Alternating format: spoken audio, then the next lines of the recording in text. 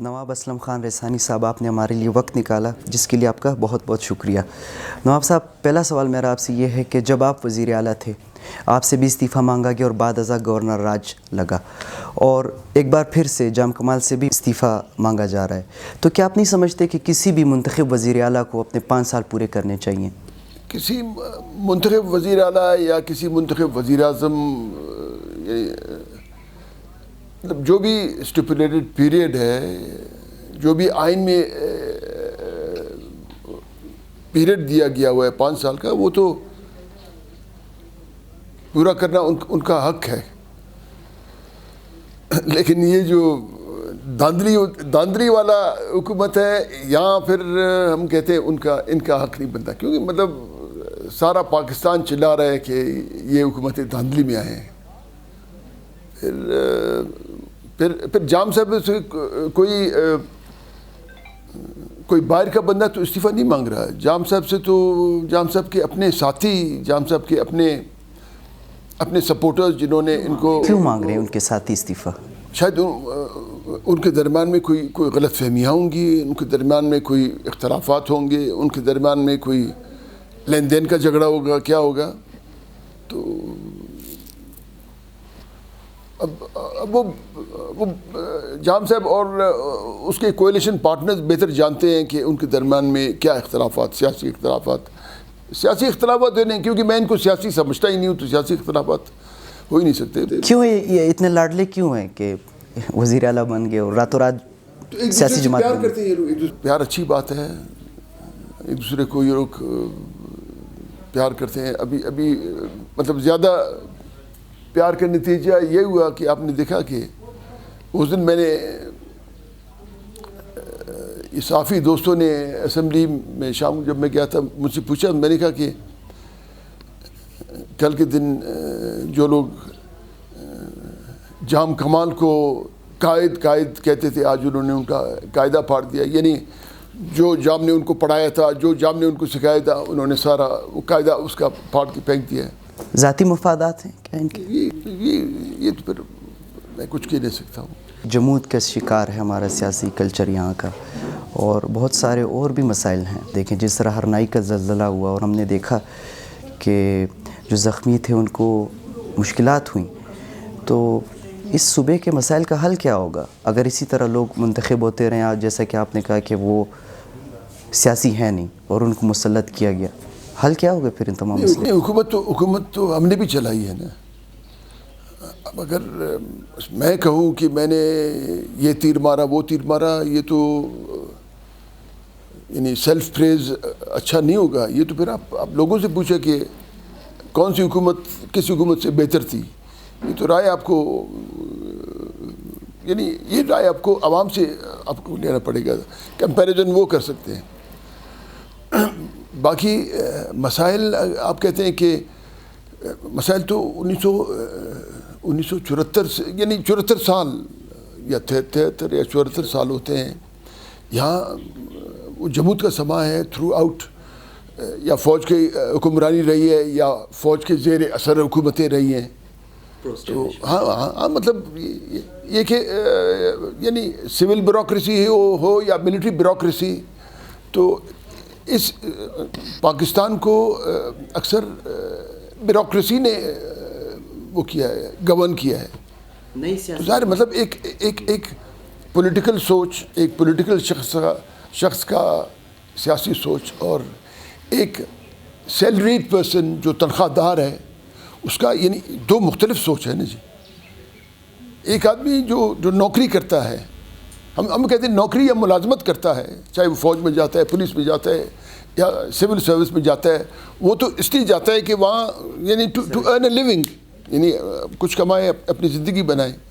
ایک آدمی سیاست کرتا ہے، سیاست تو وہ کرتا ہے کہ جو پیچھے سے باپ دادا سے وہ اس فیلڈ میں ہے، یا وہ قبائلی ہے، یا کوئی چودھری ہوگا، یا کوئی راجہ ہوگا، یا کوئی رانا ہوگا، لیکن مطلب اس قسم کے لوگ تو یعنی مطلب آپ نے دیکھنا ہو گیا ہیومن بیہیویئر کہ ایک پولیٹیشین کا بیہیویئر کس طرح ہے، اس کا اپروچ یعنی ڈفرینٹ ایشوز پہ کس طرح ہے۔ ایک سیلریڈ آدمی ہے، ایک جو تنخواہ دار ہے، جو ہر مہینے سرکار سے تنخواہ ڈرا کرتا ہے tax from the tax payers money, اس کا کیا سوچ ہے؟ یہ آپ نے خود دیکھنا ہے کہ کون زیادہ یعنی کنسٹرکٹیو سوچ رکھتا ہے.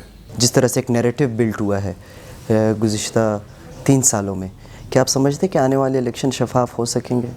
ایک تو میری ذاتی رائے ہے کہ ای وی ایم جو الیکٹرانک ووٹنگ مشین ہے اس کو تو میں قبول نہیں کروں گا. جو انڈیویجول پیپر بیلٹنگ ہے میں کہتا ہوں اس کو رکھا جائے, اور الیکشن ہوں گے. اس میں تو میرے شنید میں آ رہا ہے کہ اسٹیبلشمنٹ یا حاکم لوگ وہ یعنی ڈسٹرکٹ لیولز پہ ڈویژنل لیولز پہ نئے گروپس بنائیں گے. مثلا انجمن اتحاد کواری روڈ, انجمن اتحاد سلطان چوک, یہ میرا تجزیہ ہے جو میں سنتا ہوں. تو چھوٹے چھوٹے گروپ بنا کے ان گروپس کو الیکشن لڑا کے ان میں سے جو بھی آئے گا پھر ان کو اکٹھا کر کے پھر ایک جماعت کا اعلان کریں گے. مطلب یہ میں نے سنا ہے. اور اگر پھر ایک نیا جماعت وہ تشکیل دینا چاہتے, کیونکہ باپ تو آلریڈی ہے, باپ قسم کی جماعت یا پی ٹی آئی قسم کی جماعت یا اور مطلب جو ہمیشہ کوشش کرتے ہیں کہ وہ یعنی ڈیموکریسی ڈیریل ہو, ڈیموکریسی تباہ ہو جائے, ڈیموکریٹک انسٹیٹیوشنز تباہ ہو جائے یا دوسرے بڑے انسٹیٹیوشنز تباہ ہو جائیں, لیکن وہ کہتا ہے کہ ہمارا کام بنے. تو ایسے جماعتیں بھی وہ بھی ہمیشہ they are looking for good deals. اس وقت عالمی سطح پر اگر دیکھا جائے پاکستان بالکل تنہا ہو چکا ہے, تو کیا اس طرح کے تجربات مزید اس ملک کو نقصان نہیں پہنچائیں گے؟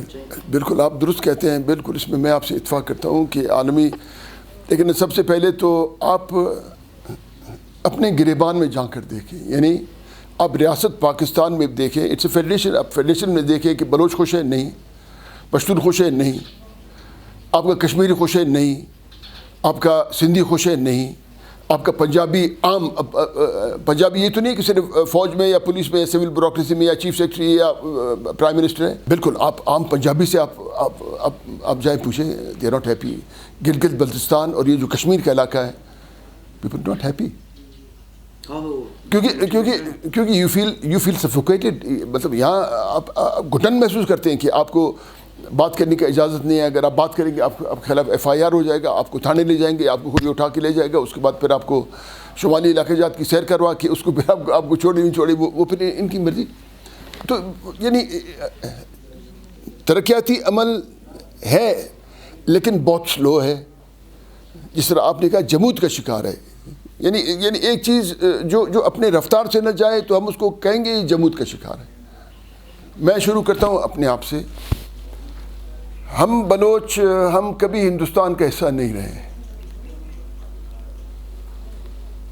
ہم ریاست کلات, ہم آزاد ہم ریاست رہے. خان میر احمد یار خان اور یعنی جب پاکستان بنا 1947 کے بعد, یعنی 1947 سے 1948 تک بالکل انڈیپینڈنٹ.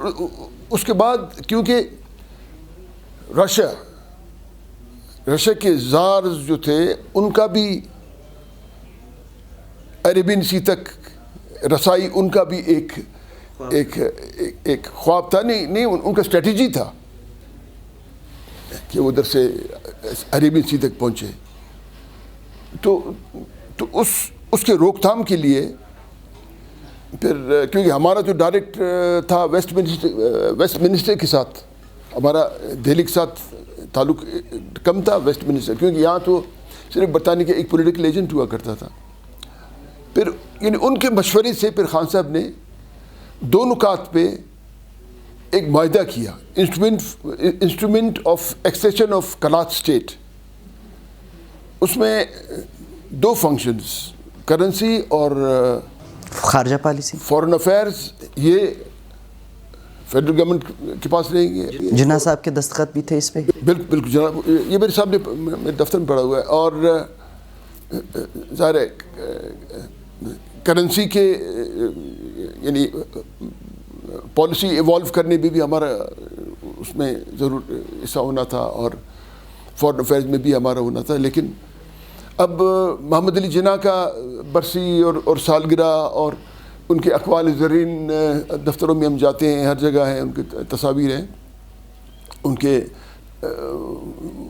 کے مقبرے پہ جاتے ہیں, گارڈز وغیرہ, بہت خوبصورت بات ہے, اچھی بات ہے. لیکن وہ جو ان کے دستخط ہے, ان کے دستخط کو کوئی عزت نہیں دیتا, یعنی ان پہ عمل نہیں ہوتا. نہیں اس پہ عمل نہیں ہوتا نا. تو اس کا مطلب یہ جو سب کچھ ہوتا ہے, یہ ڈرامے اور یہ برتھ ڈیز وغیرہ, یہ اٹس آل ڈرامہ. نہیں, ہم کہتے ہیں کہ جو اگر میاں محمد نواز شریف کہتے ہیں ووٹ کو عزت دو, میں کہتا ہوں محمد علی جناح کو بھی عزت دو. آپ لوگ اس کو بابا قوم کہتے ہو, تو اس کے تو معاملہ یہ ہے کہ ہم لوگ انڈیپینڈنٹ اینٹیٹی تھے, ہم پاکستان میں شامل ہو گئے. پشتون لوگ 1892 میں ڈیورنڈ لائن کا معاہدہ امیر امان اللہ خان کے وقت, یس لارڈ مارٹن ڈیورنڈ نے جو دستخط کیا امیر امان اللہ خان کے وقت, 100 سال کا وہ معاہدہ ختم ہو گیا. 1992 میں ختم ہوا, 100 سال کے بعد. تو انہوں نے اس علاقے کو اٹھا کے انہوں نے پشتونخوا میں شامل کیا.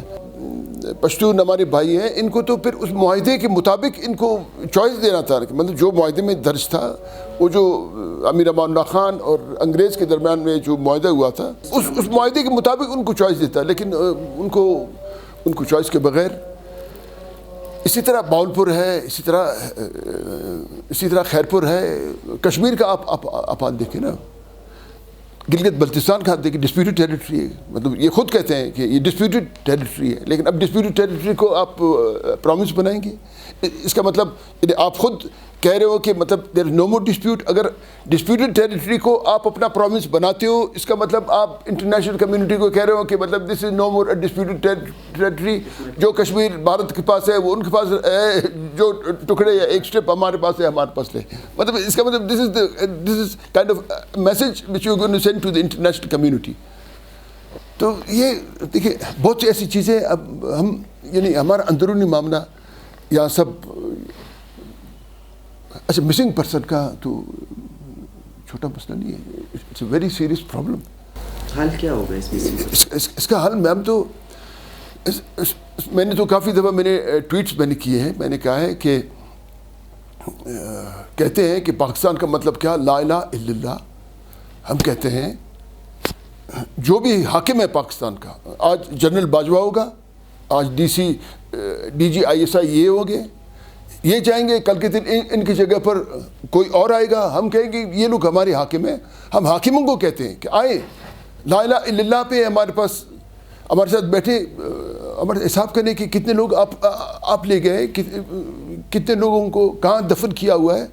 آخر یعنی اس ملک میں اس کا مطلب کوئی قانون نہیں ہے نا, جنگل کا قانون ہے. آپ بس اٹھا کے گم کرو, اور اس کے بعد اب بہت سے لوگوں کو میں جانتا ہوں 20 سال سے نہیں ہے. اب اس کا مطلب نہیں ہے کہ آپ بس کسی کو اٹھا کے لے جاؤ. کوئی دل کا مریض ہے, کوئی گردے کا مریض ہے, وہ کوئی بالکل بے قصور آدمی ہے, وہ مریض ہے, آپ نے ایک تھپڑ مارا, اس کو ہارٹ اٹیک ہو گیا, مر گیا, آپ نے دفنا دیا اس کو, آج تک اس کا پتہ نہیں. مطلب یہ تو انسان کو یعنی اٹ ہرٹس.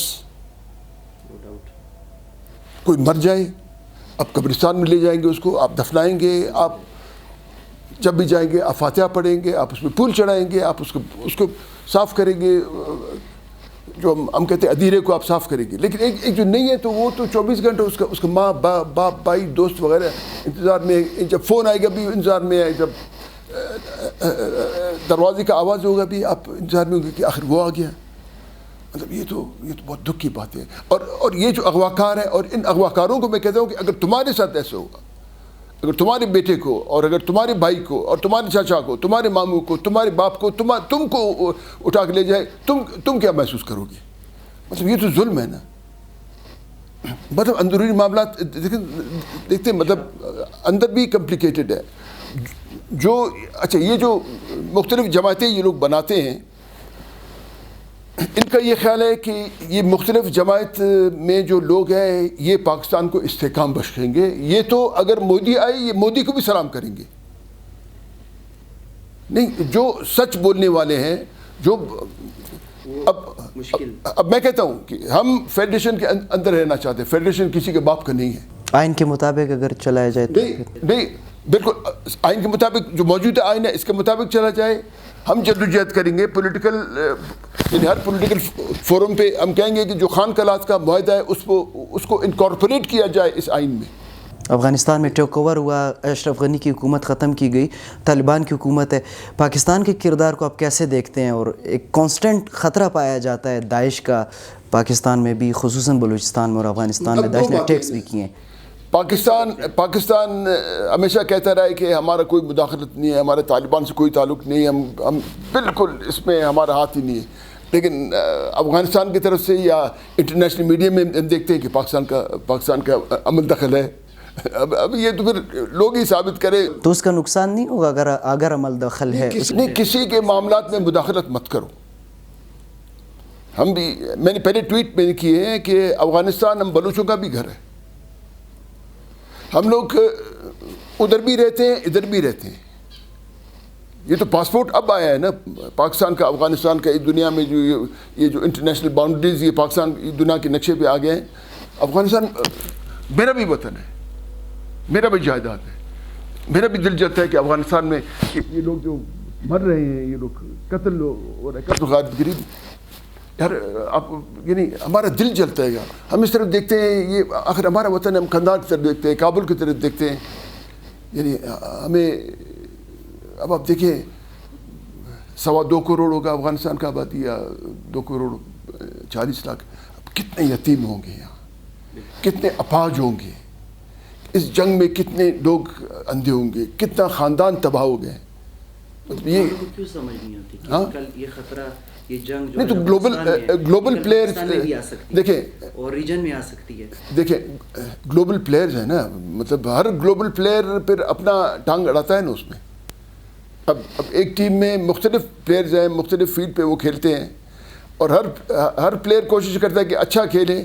تو یہ بھی مطلب ہمارا جو پلانٹ ارتھ ہے, ادھر بھی جو لوگ جن کے پاس تھوڑا مسل ہے, تو وہ بھی یعنی گلوبل اس کو تو میں کہوں گا گلوبل وار گیمز میں وہ لوگ شامل ہوتے ہیں. تو ہے سی پیک پر کافی کرٹیسزم آ رہا ہے امریکہ کی جانب سے کہ یہ ایک اسٹریٹجک پروجیکٹ ہے, اور اس کا اثر گوادر اور پورے بلوچستان کے رہنے والے لوگوں پر کیا ہوگا؟ کسی پر اثر ہو یا کسی پہ نہ ہو, مجھ پہ بالکل اس نے اثر کیا ہے. بالکل بلوچستان پہ بھی, بلوچوں پہ بھی, پشتونوں پہ بھی اثر کیا ہے. کیسے ہو؟ میں نے 3 سال پہلے ایک ریزولوشن ٹیبل کیا کہ سی پیک کے جو معاہدے ہیں ان کو, جو ایگریمنٹس یا معاہدے ہیں ان کو بلوچستان اسمبلی کا پراپرٹی بنایا جائے for the perusal of the honourable members. ٹھیک ہے. پھر بیچ میں نے ان کو یاد دلایا, میر قدوس بزنجو کو, وہ چیئر کر رہے تھے ماشاء اللہ. پھر اس کے بعد بھی پھر ایک پریویلیج موشن بھی میں نے وہ کیا ہے. اب تک ہمارا پریویلیج موشن کا وہ پریویلیج کمیٹی کو تو گیا ہے, لیکن اب تک وہ نہیں ہوا ہے. کچھ نہیں بنا اس کا. پہلی بات یہ ہے کہ 6 مہینے میں, یعنی 6 مہینے کے ودن 6 months ان کو قرارداد پہ عمل کرنا ہے فیڈرل گورنمنٹ کو, لیکن یہاں کوئی قرارداد کیا کوئی بھی نہیں. اور سی پیک کو تو اسپیشلی مطلب ہم قرارداد یہ کرتے ہیں کہ فلان جگہ ڈیم بنایا جائے, فلان جگہ پکی سڑک, یا فلان گلی کو یا فلان گٹر کو ایک ڈکن دیا جائے. کیونکہ آج کل تو گٹروں پہ بھی ہم نے دیکھا ہے تصویریں, وہ بیٹھے ہوئے دعا مانگ رہے ہیں. تو ہم کہتے ہیں کہ ایگریمنٹس ہمارے سامنے آئیں, پبلک ہو, بالکل سارا اسمبلی اس کو دیکھے کہ مطلب اس میں کیا کیا ہے, اور اس میں ویسٹرن روٹ کا ذکر ہے نہیں ہے. اس میں جو ہمارے ریجن میں جو بلوچ پشتون سے جو یعنی بلوچ پشتون علاقے سے جو ویسٹرن روٹ ریلوے کا اور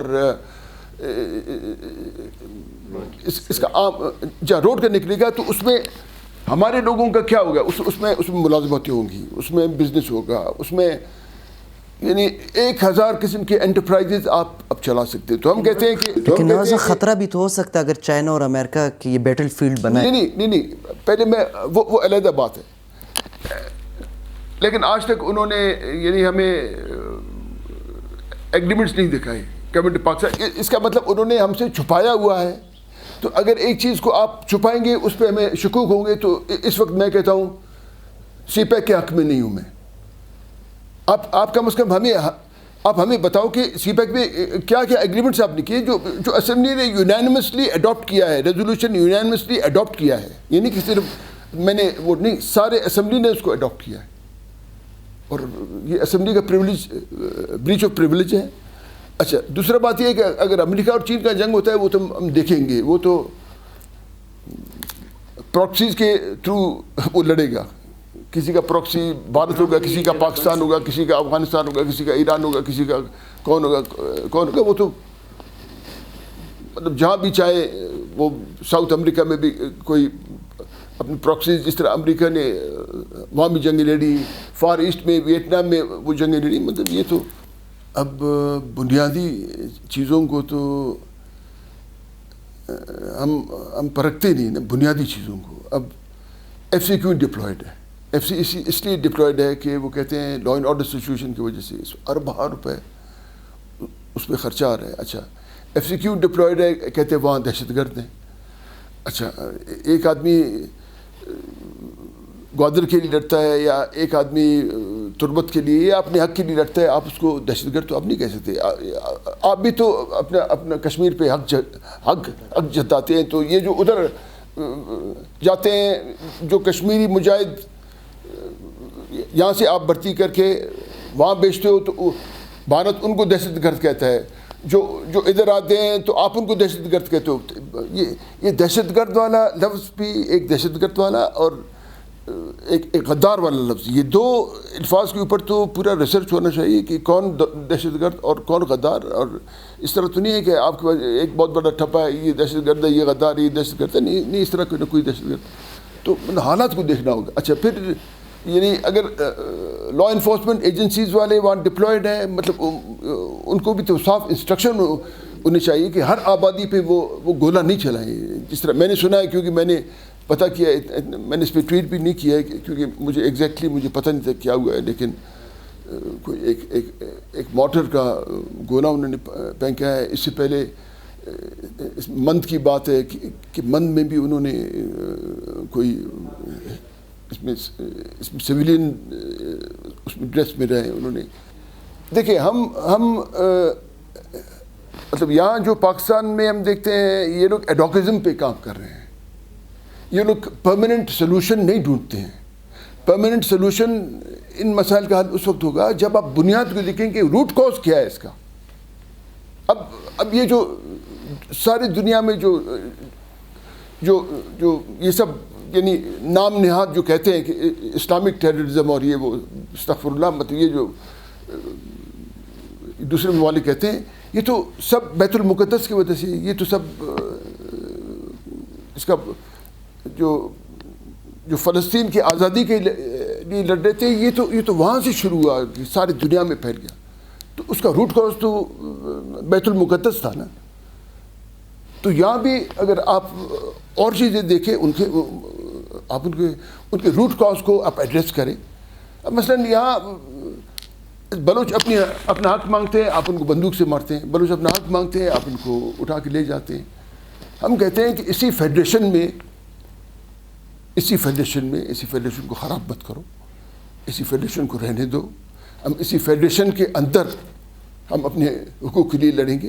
فیڈریشن ان کا نہیں ہے، ٹھیک ہے، آبادی میں وہ زیادہ ہوں گے لیکن رقبے میں ہم زیادہ ہیں، وسائل ہمارے پاس ہیں. ہم حق حکمرانی اور اپنے وسائل پہ دسترس کی ہم بات کرتے ہیں. اب مثلاً میں چیف منسٹر ہوں اور میرا سارا کابینہ، میرا کیبنٹ چاہتا ہے کہ گورنمنٹ آف بلوچستان کی کوسٹ پر ایک بندرگاہ بنائے. باہر سے انویسٹرز آتے ہیں لیکن ہمیں اسلام آباد جانا پڑتا ہے. इजाज़त लेने? इजाज़त ले लें, क्यों? क्योंकि फेडरल सब्जेक्ट है। फेडरल, ये क्या फेडरल सब्जेक्ट है? तो 18वीं तरमीम के बाद पावर नहीं, सूबों को देखिए ना, तफवीज़ नहीं हुई? फूड डिवॉल्व्ड, हेल्थ डिवॉल्व्ड, आपका एजुकेशन डिवॉल्व, लेकिन आपके मिनिस्ट्रीज अब तक हैं। अब तक मिनिस्ट्रीज हैं ना। फिर आखिरी सवाल, जाम साहब जा रहे हैं यानी 5 साल पूरे करेंगे, आपका तज्जिया क्या कहते हैं? जाम साहब को जाना होगा। नहीं, मेरे ख्याल में जाम साहब के दोस्त जाम साहब से नाराज़ हैं।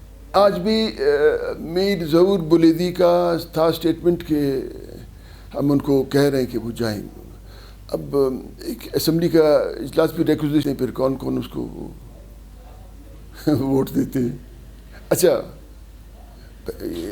ये क्या खबर है ये कि इतना पैसा चला है और ये वो फिलहाल, अगर जाम पैसा चला रहे तो ये दूसरा भी जाम के खिलाफ भी तो नहीं, और ज़राए जो है जिनकी सपोर्ट हासिल होना लाजमी होती है वो कहाँ स्टैंड कर रहे हैं? मेरे ख्याल जाम कमाल को बस उन्होंने अभी अकेला छोड़ दिया। अकेले छोड़ दिए। चलिए नवाब साहब, आपका बहुत शुक्रिया, आपने हमारे लिए अपना कीमती वक्त निकाला।